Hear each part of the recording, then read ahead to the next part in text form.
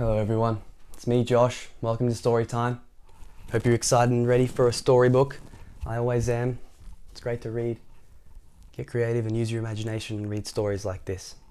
Today we're going to be reading Mr. Cheerful by Roger Hargreaves. Do you reckon that little chap looks cheerful? Yeah, it's good to be cheerful. Let's find out what happens in this story and what we can learn and what kind of messages we can take from it, hey? Alright. Get ready, get comfortable, because we're about to delve into story time. Let's go. Mr. Cheerful always woke up in a cheerful mood, with a bright sunny smile on his face.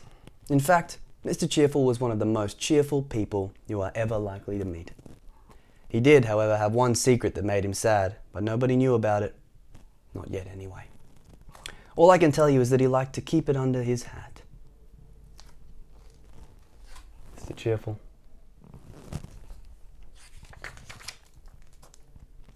Mr. Cheerful was never without a smile. From breakfast time in the morning, there we go, see a big smile there,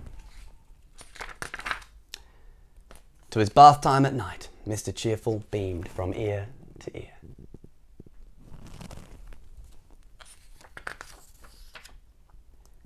He was even happy when it rained.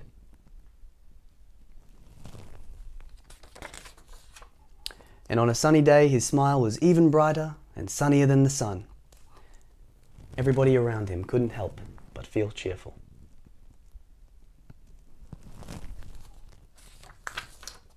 Even the flowers smiled when Mr. Cheerful walked past. The flowers smiling there, you see that? When Mr. Funny met him, he felt so happy that he pulled an even funnier face than usual, making Mr. Cheerful laugh out loud. That's a pretty funny face. Ooh. Then one day, while out for a walk, Mr. Cheerful bumped into Little Miss Splendid. Mr. Cheerful smiled his usual cheerful smile. Little Miss Splendid began to smile, but then she stopped and looked sternly at Mr. Cheerful. Is Little Miss Splendid? We'll read about her, I'm sure, in the Little Miss stories when we get there, so stick around, stick around. How rude, she exclaimed.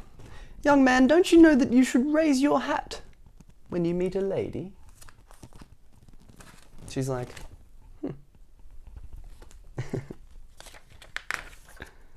For the first time in his life, Mr. Cheerful lost his smile. And then he blushed bright red. But he still did not raise his hat.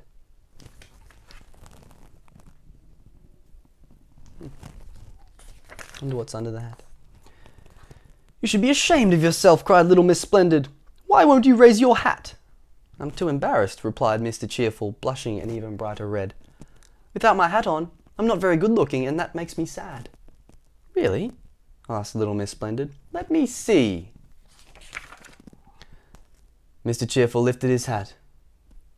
And now I'll tell you what his secret was. Mr. Cheerful had a grand total of only 3 hairs on his head. Is that all you were worried about? Asked Little Miss Splendid. Why, it's your bright sunny smile that everybody loves, not how many hairs you have on your head.